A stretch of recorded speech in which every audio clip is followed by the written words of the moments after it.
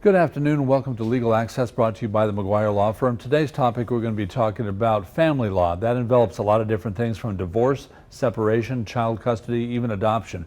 If you have any questions along any of those lines, don't wait till the very end of the show, because it is a popular topic and we do get lots of phone calls. The phone number is on your screen, 843-848-8080. That's our phone number. Here to answer your questions on our panel today from the Maguire Law Firm is Ian Maguire.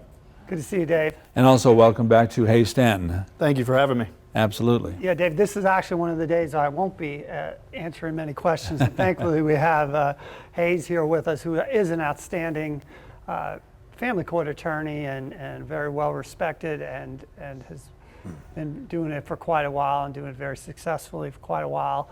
There's always a topic, Dave, where we get a number of calls and interesting questions. So it's great to have Hayes with us today. Hayes, you're with the Bellamy Law Firm. Yes, sir. And that's here in Myrtle Beach. And so if you have any questions regarding family law, be it divorce or child custody or adoption or anything that relates to family court, just give us a call at 843-848-8080. That's 843-848-8080. And Hayes, let's go ahead and start with divorce, one of the topics that we'll talk about here today. Now, let's imagine that a divorce is being contested. They went through mediation and couldn't find anything.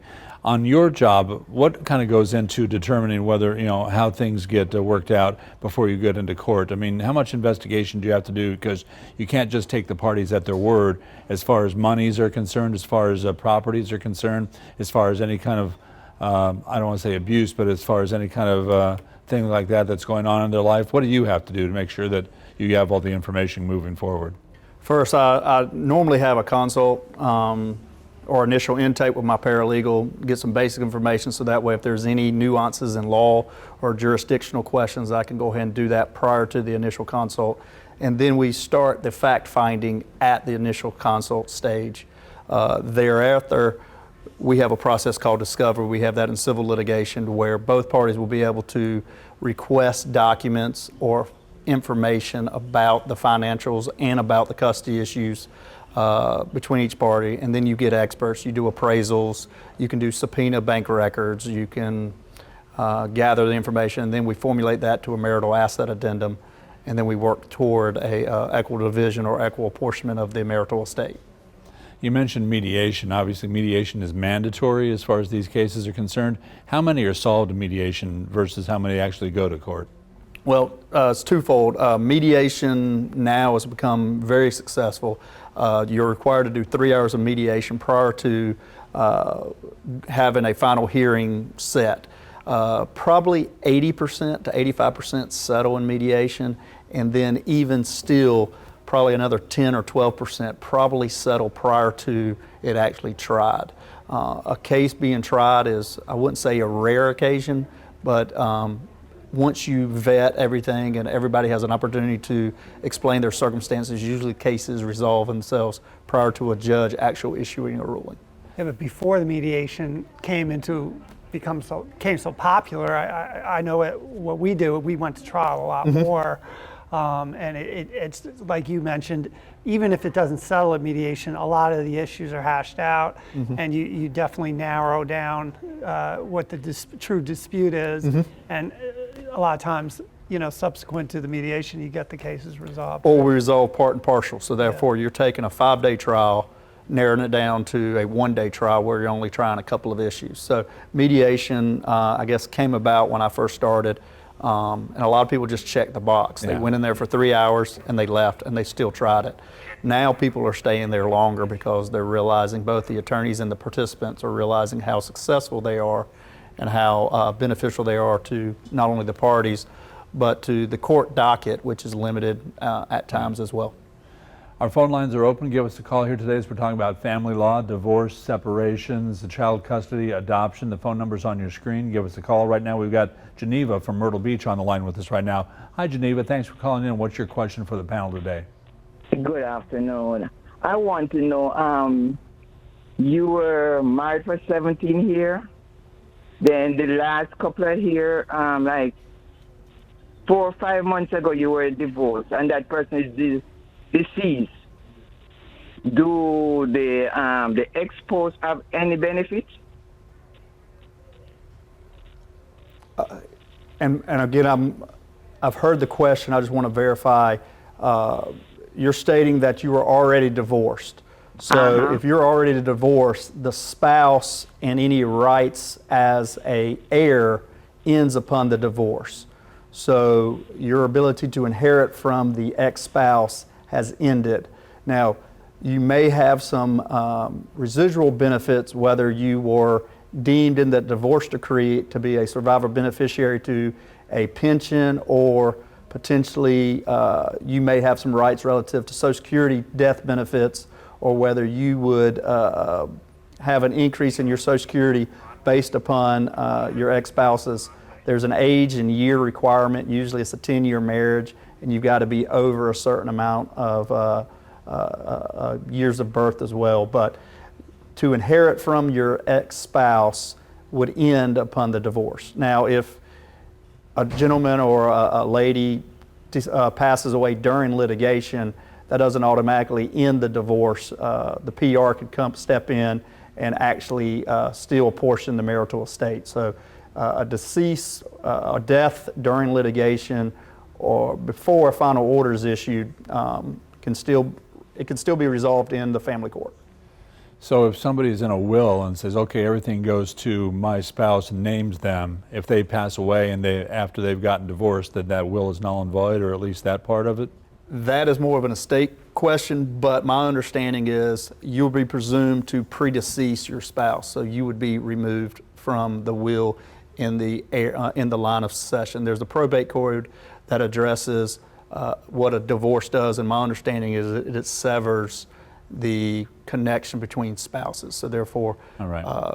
In insurance benefits and everything, it would go to. Now, if you have an after-stated will or after-draft will and you list Right. them, that's a different story.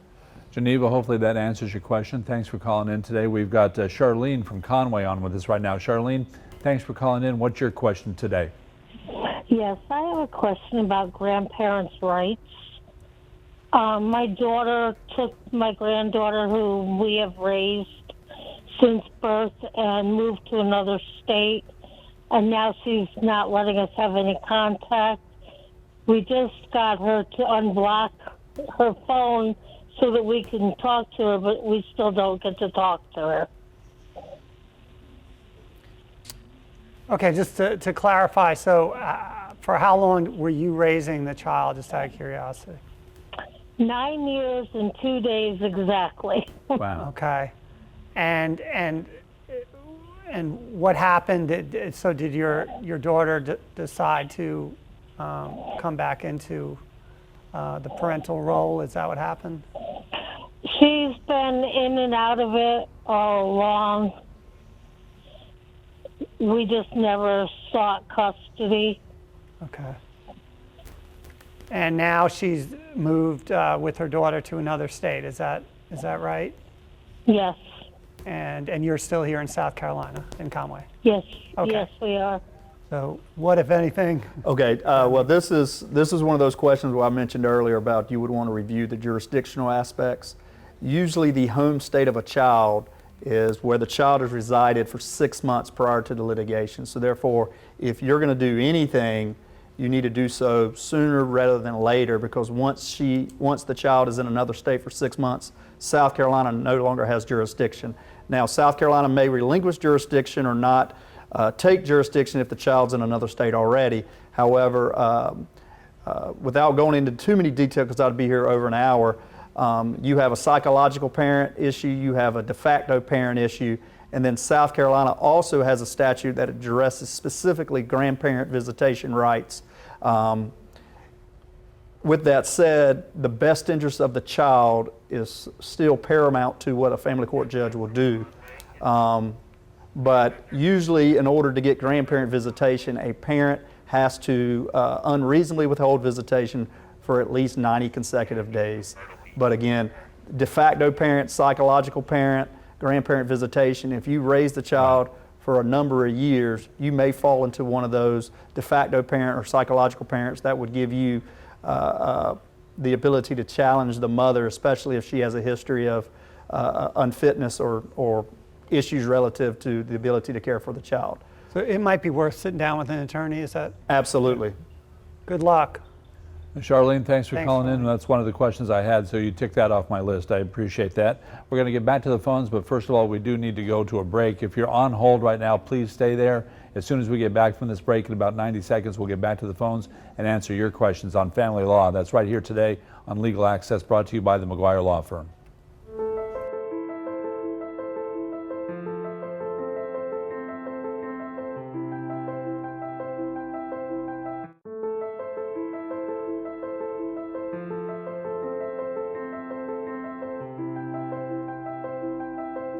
Welcome back to Legal Access as we're talking about family law here today. Divorce, separation, child custody, also adoption. If you have any questions, the phone number is on your screen.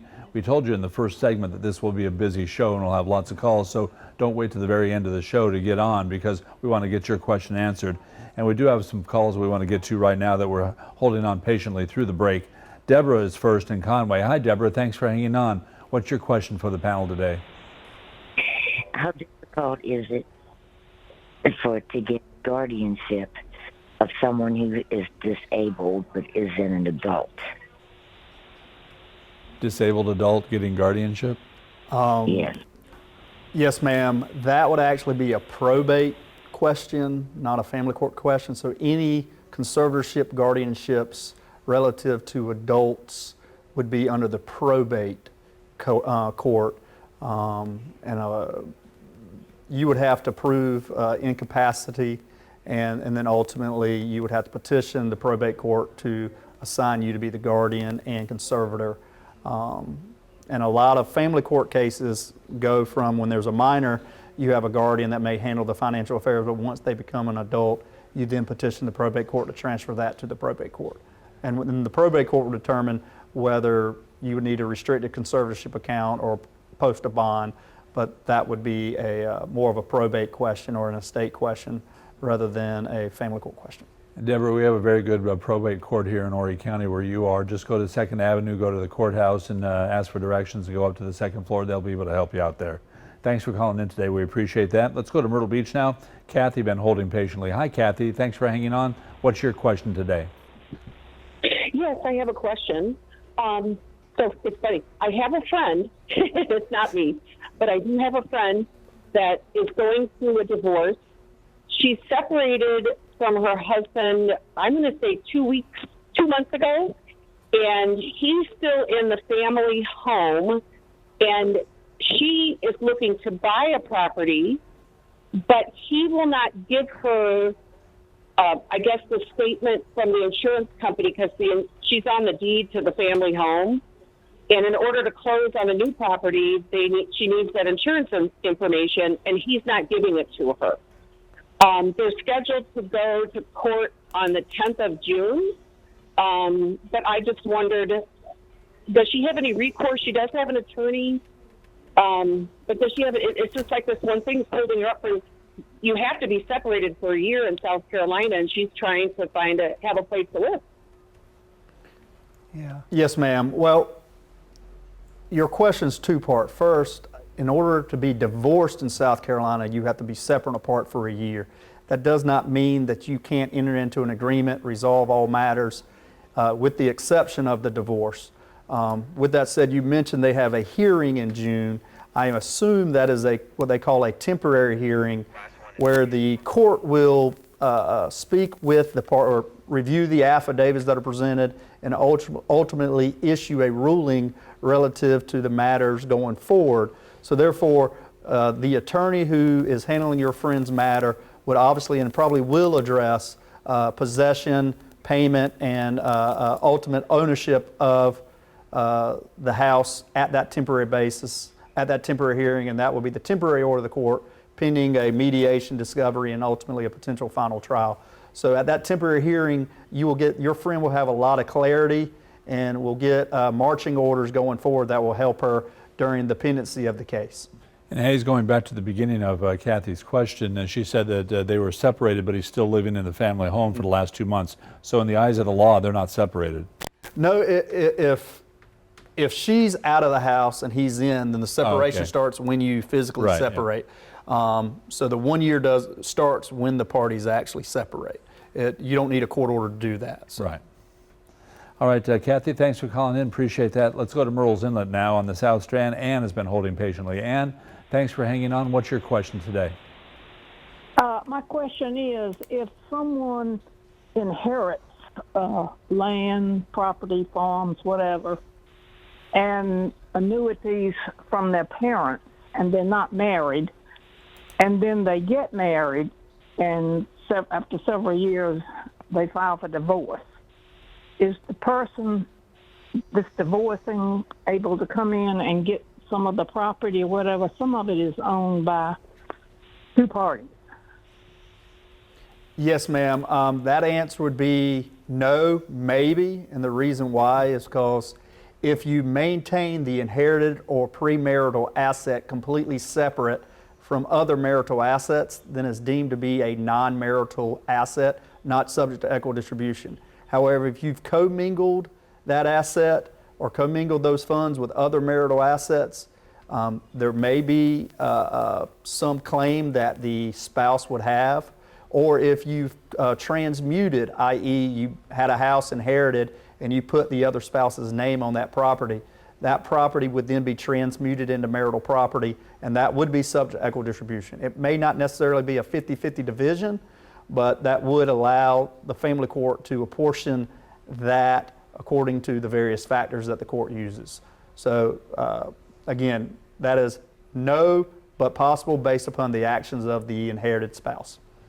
And thank you so much for calling, and thanks everybody for calling so far. We've still got another segment left, about 10 minutes or so. So if you've been waiting to try to get your call in on family law, do not wait any longer. Call us during this next break. We'll get you on the air and get your questions answered when we get back right here on Legal Access, brought to you by the Maguire Law Firm.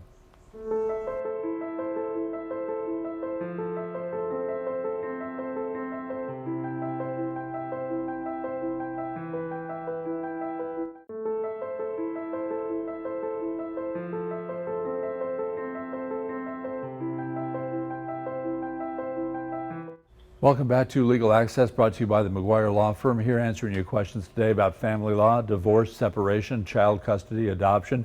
Any of those questions are all fair game, and the numbers on your screen right now. Give us a call. Just under 10 minutes left in the show, so plenty of time to get you on the air.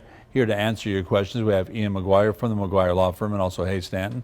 So we're very well equipped to answer all those questions for you. Now, I mentioned child custody is one of the aspects of something we'll talk about today. What are some of the behind the scenes that go into figuring out what child custody is going to be, and does the child have any say in that? Excuse me, yes. The first thing usually a judge does is point a guardian ad litem, and that would be a representative for the children. So they wouldn't represent either parent. They would be there to aid the court in investigating and bringing to the court information that is relative to or relevant to the court's decision on what is in the best interest of the children. Children do have a preference, but it depends upon the age, maturity level of the child. You know, a 14, 15-year-old who is very mature, very well spoken, is a good student, good behavior, would have more say than, say, a 3-year-old who is not mentally or emotionally ready for that. But yes, that is one of the factors that the court would look into, right, is the preferences of the child. 15, 20 years ago, if we ever heard about a prenup, it was some rich couple in Los Angeles or something like that. But are they becoming more prevalent outside of the rich and famous? Yes, it's becoming more prevalent, I think, now because people are getting married a little bit later in life, or either they're, just like the lady on the phone mentioned, inheritance. Or there's a second marriage. So prenups are becoming more prevalent, and they're very useful tools because it helps eliminate a lot of the controversy or questions if in the event that a party does divorce or if they die in a second marriage. It's a way to protect your assets going to your children from a previous marriage, or to protect your assets if you're a business owner or whatnot. So the important aspects to a prenup is you've got to have independent counsel. So each of the parties has to have their own independent counsel, preferably somebody who is knowledgeable in estate and family law. You have to have full financial disclosure. So you've got to provide a full accounting of your assets and debts to the other party. And then third, you have to be free from duress. So you can't try to present a prenup midnight, day before the marriage. So you want to have enough time so that way the parties can negotiate or speak through the issues relative to the prenup. Have you ever had any situations, we talked about mediation earlier and going through a divorce, you had situations where couples have spent some time together in mediation or talking about what's going on or separation of property, and they discovered that, hey, why are we going through this divorce? We still like each other. Oh, absolutely. Reconciliation up until the judge issues his or her final order. They will ask, can the state of South Carolina or the judge do anything to reconcile your marriage? So reconciliation, I wouldn't say it's rare anymore. It happens more than you think, but a lot of times when parties start communicating again, they realize that there's a mutual ground. So reconciliation is always possible up until the final order is issued for the divorce. With the prenup, is there anything that could happen during the marriage that could render the prenup invalid or? There's case law. We don't have a statute. North Carolina has a statute that deals with prenuptial agreements. South Carolina does not. It has case law. There is the ability to a judge to say the circumstances has changed so much to deem it invalid. However, there hasn't been a case that I'm aware of that has elected to find the prenup invalid based upon that ground. So they're pretty strong. They're pretty strong, so long as you have independent representation and full financial disclosure. And the marriage itself is consideration, but when I do prenups, I like to build in some extra consideration so that way if they do divorce, the other party can't say I didn't get anything from it. So I do try to build in some additional consideration if the facts and circumstances deem itself relevant. Yeah. Am I wrong also to say that I thought that in North Carolina, don't they have alienation of affection laws where you can sue somebody for coming between you and your spouse? I'm licensed in North Carolina. I am inactive, but yes, that's known as the heart bomb statutes. And yes, technically in North Carolina that you could go after the paramour that broke up your marriage, but usually that only happens in rare occasions when the paramour has the financial means to make the action worthwhile. All right, we get calls from time to time whenever we do this subject about my spouse walked out on me 15 years ago. I haven't been able to find him or her. How can I get divorced? Well, There's desertion technically is still in the books, but it's rarely used because it's 1 year separation. But if you have the gentleman or the woman's last known address, you would file for the divorce. You would attempt to serve them at their last known address. If they're no longer there, you would get an affidavit of non-service, and then you would get an order of publication, and you can publish the summons and complaint within that area in a newspaper, and then ultimately you can get a divorce that way. So it's a more complicated process. It's a little bit more expensive because you have the publication costs, but it can be done, and it's done regularly in my practice. We've got a couple minutes left, but how common is it to have animals to be in the mediation or as far as the separation of property? It's very frequent, especially if you have couples who do not have any children because the animal itself is their child. So I have plenty of times worked out custody agreements or financial arrangements relative to an animal, specifically a dog or a cat. So it happens, but it's difficult because animals technically are deemed personal property in South Carolina. And how happy are you that common law marriages are no longer legal in South Carolina? I am very happy. Now, they're no longer legal for any new ones now. You can always prove it's a higher burden of proof and it's disfavored, but it does eliminate a lot of the questions relative to if something's marital or if something's not marital, or in the case of somebody passing away. So it is very nice to have that change. But we see it every once in a while because you have older couples who have deemed themselves to be marital or married, and then they're now getting divorced or one person passes away. I want to thank all the phone calls today and also thank our panel, Ian Maguire from the Maguire Law Firm and also Hayes Stanton from the Bellamy Law Firm. Thank you so much for having me. Appreciate you guys being here today, and thanks for watching today on a very hot and humid day. Maybe that's why you're inside watching, because it's too hot to be outside. Appreciate that. Next week when we get together, we're going to be talking about workers' compensation. If you have any advanced questions on that, you can email us legalaccess@WMBFnews.com. Workers' comp, that's next Thursday. We'll see you here. I'm Dave Priest right here on Legal Access. You may wish to consult a lawyer to obtain case-specific legal advice. Information regarding lawyers can be located online or by contacting the South Carolina Bar Lawyer Referral Service, toll-free at 1-800-868-2284. If you are currently represented by an attorney, you should direct all legal questions to your attorney. The nature of any legal issue may depend on a multitude of factors. Therefore, the information provided in this program is purposefully broad and does not constitute legal advice. Please contact and retain an attorney in order to obtain case-specific legal advice.